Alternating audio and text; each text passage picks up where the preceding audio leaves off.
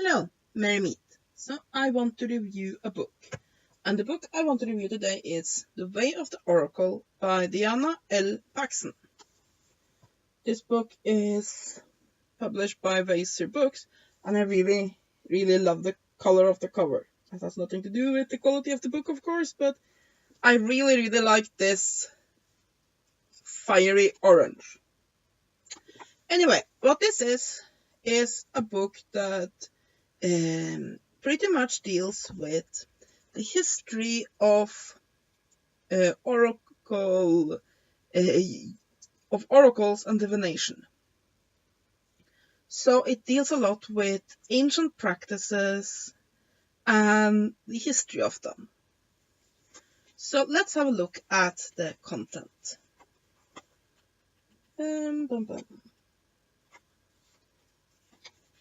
We have an acknowledgement, of course, and an introduction, which is pretty self-explanatory. Then we have part 1, In Search of the Oracle. We have then section 1, Seers and Speakers, the selection, training, and role of an oracle, which basically tells about the various places, history, and the role of an oracle in society.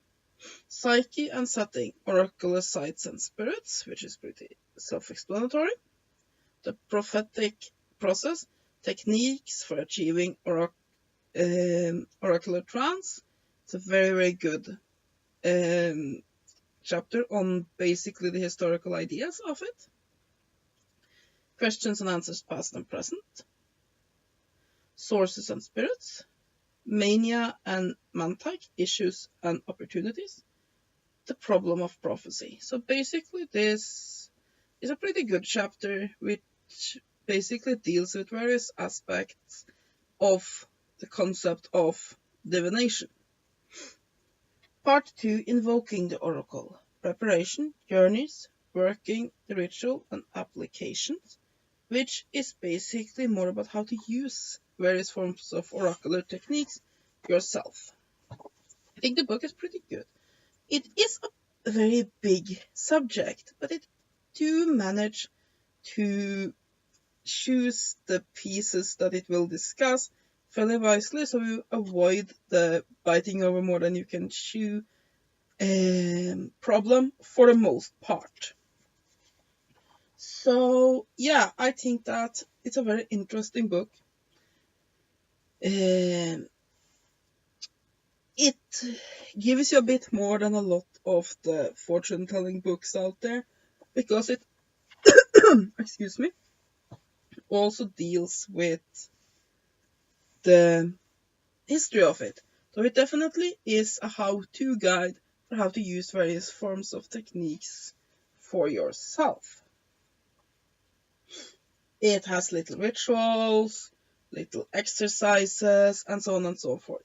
I think that people that are Greek and Roman reconstructionalists, they like this book because it do touch onto those older forms of divination.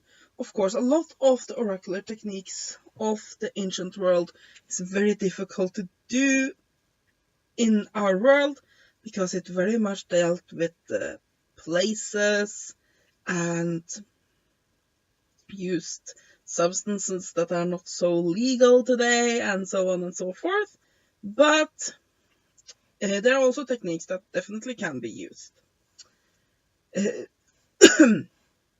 So yeah, it's a pretty good book on the subject. It's not huge, but it's a good size book. It has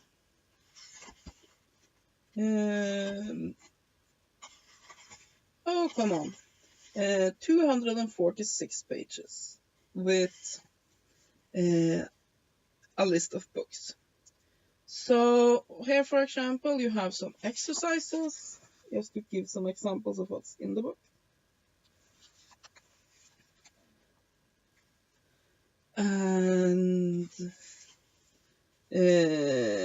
this discusses archetypes within oracular work. There's rituals, both things that you can do alone and for bigger groups.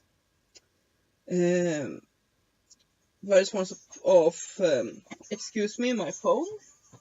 It seems to always do that when I'm making a video.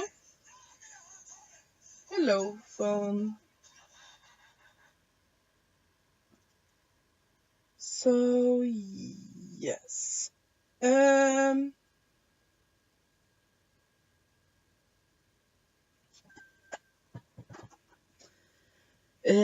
This is one of those books that is very hard to review because it's not the most amazing book in the universe, but it's not anything wrong with it. It's a very good book on the subject. And I think that if you are interested in any kind of divination and so on and so forth, this is a good book. Now, if I would have got it exactly the way I wanted it, I would have preferred this book here to be 2 volumes and bigger. And by that I mean I would have wanted one whole book this size just about the history of ancient world divination and oracular work. And then a book just as big about how to use those methods in our modern world. So yeah, but for what we got, this is pretty good. It is from Vaser Books that tends to make books that are less concerned with being extremely popular and something that the mainstream can digest, and more something for serious students, and this follow along that path. I think that if you read this book, you will definitely have more knowledge about oracular work in the past, and also a greater understanding and perhaps even greater respect for oracular work in general, since it addresses things like the ethics of it, something that a lot of books, modern books on more modern ways of divination, fail to discuss, and also basically problems with the idea of oracular power.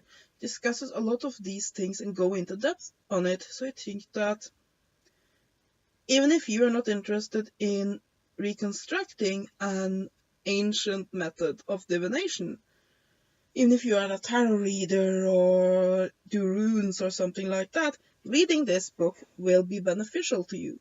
You might not be then interested in the exercises and basically the systems in here, but just the discussions and concepts and the way this presents the idea of looking into the future, I think will be extremely beneficial. It is definitely a no-nonsense book, and it's just filled with information. Like I said, I wish it had been done in 2 volumes, so that you can just get more about the history, and then more discussion on each of these methods. But other than that, I have no complaints. I think I would give this book